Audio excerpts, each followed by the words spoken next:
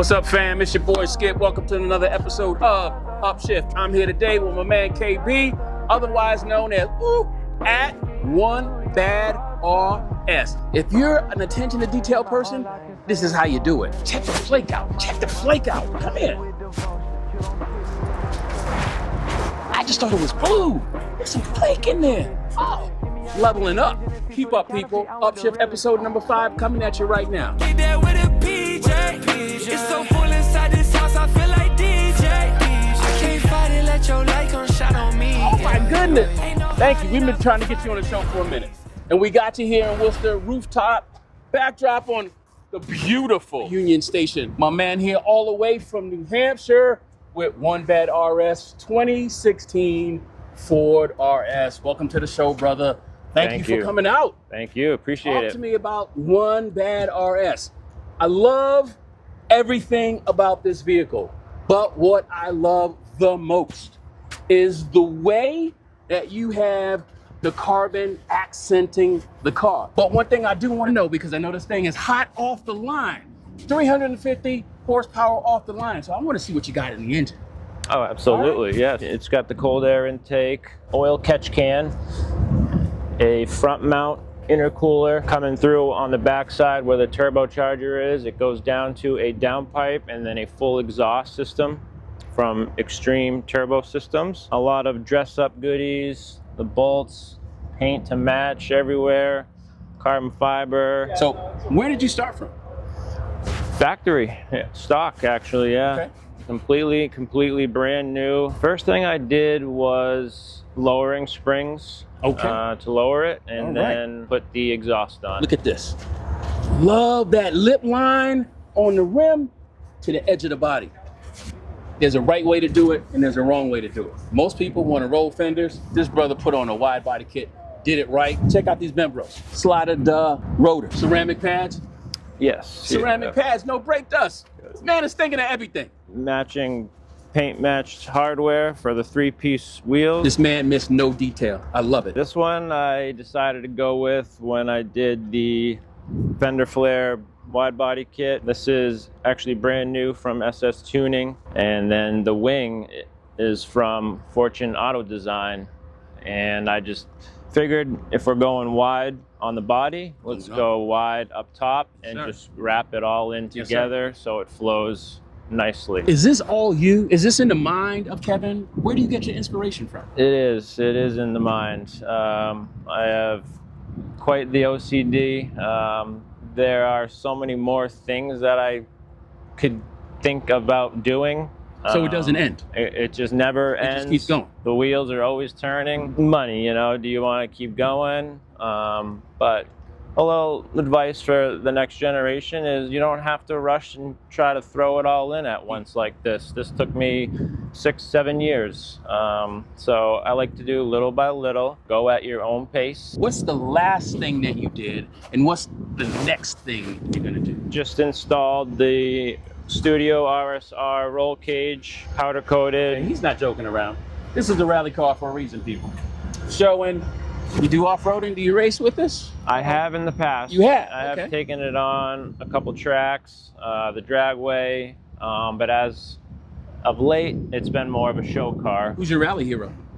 Gotta go with my man, Ken Block. Yeah, man. Love Pastrana, The long extended shift, just like he has. Exactly. I'm feeling you. I'm picking it up. See, you didn't think I noticed that. You noticed, I see you. Yeah, you got it. Fire it up for me. Let's do it. I want the family to listen to this. All right. You guys are not gonna believe how this sounds.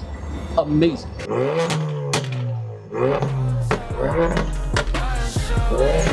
I can say is holy. Can't get this off my lips. You love me with devotion. You don't kick me when I trip. Welcome back to the episode, everybody. That's what we call interference on the play. Tried to get out of the garage for about 20 minutes. Someone didn't want this episode to be filmed, but they failed. We win. Now back to you. All right, Kevin, settle down a little bit, brother. We're gonna make it happen. A little stressful. I don't like the feeling of being trapped in a parking garage, but not only us. Yeah. I think we trapped like maybe 20 cars. People were getting really next to themselves. And so we figured out how to beat the system. We did. Yeah, we did. We did. And All we right. have a green light. Yes, sir. Yes, sir. So, I'm noticing, like, the interior just follows the color palette, the pattern outside. Did you do the work inside? A lot of it. So a lot of the carbon fiber I installed. Okay. I obviously bought the pieces from various companies. All right. The blue outline is wrapped by Godsend Wraps. Oh, shout out to Chris. Yep. Chris did all the interior bits and pieces of the trim.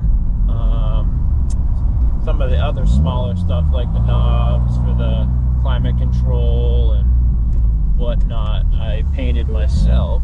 We were talking about MacGyvering things, fixing things, always knowing the right answer. Well, what about when you don't? What about moments in life where you can't figure out? Like, what's your go-to? Yeah, I guess, that depends on whether it be cars and you could have, YouTube to help you out, or let's say, for example, if it's work-related. For me, I work on swimming pools, and sometimes it can be very difficult, and I took the business over from my father. He passed away in 2013, and sometimes when I just cannot get it right, I'm about to just walk off the job site, I'm done, I stop and I just take a breath, and I look up to him, I look up to God, and I talk to them both, and they get me through it. I ask for their guidance, help me not fail at what I'm trying to accomplish and finish here, and then I take another approach at it, and usually it gets me right through. Yeah, I like that for a number of reasons. Number one, that really just speaks to that we don't have all of the answers.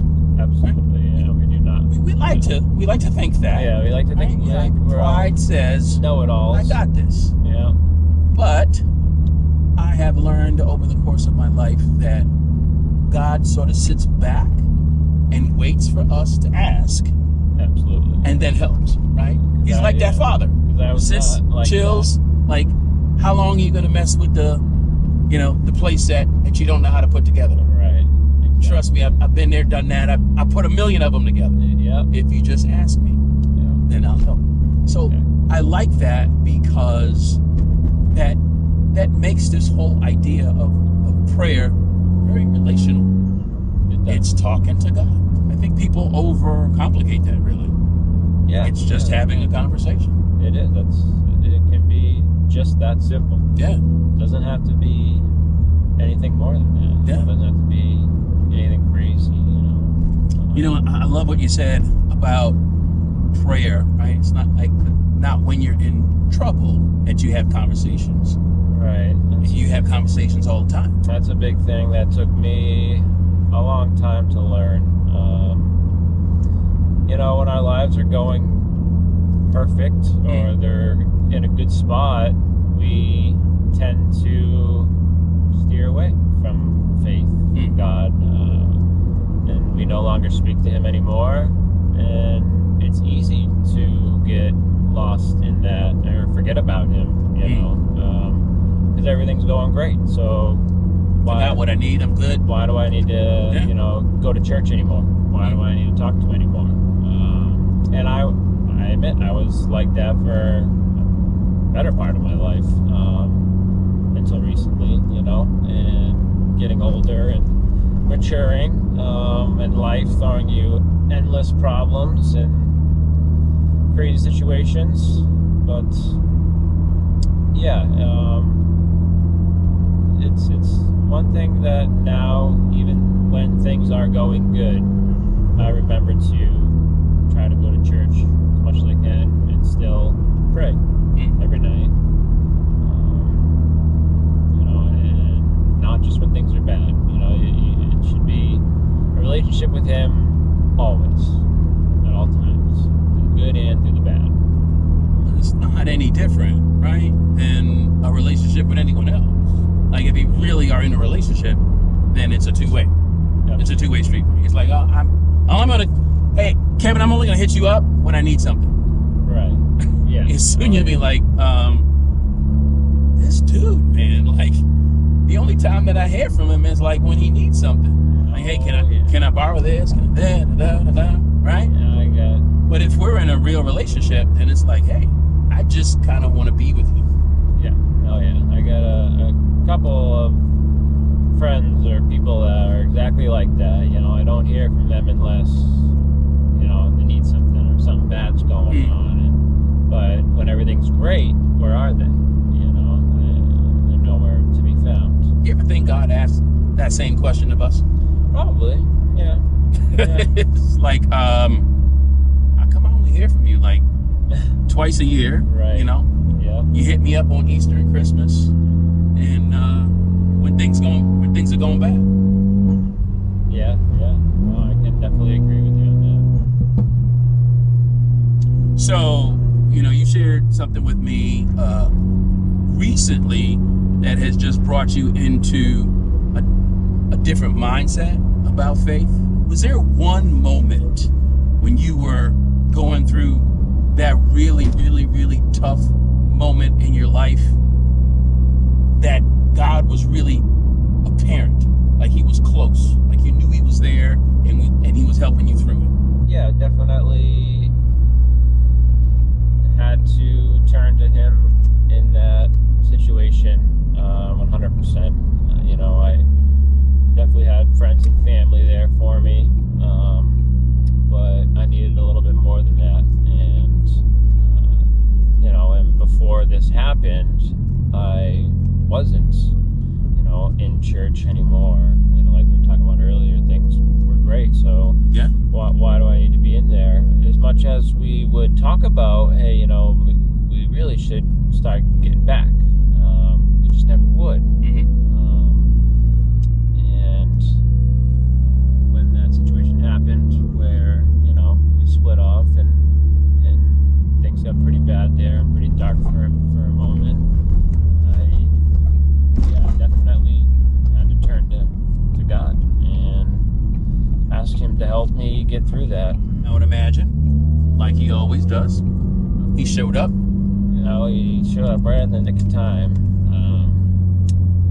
And yeah, I, you know, was having pretty bad thoughts. I didn't really want to keep going anymore. I didn't feel like I deserved to be here anymore.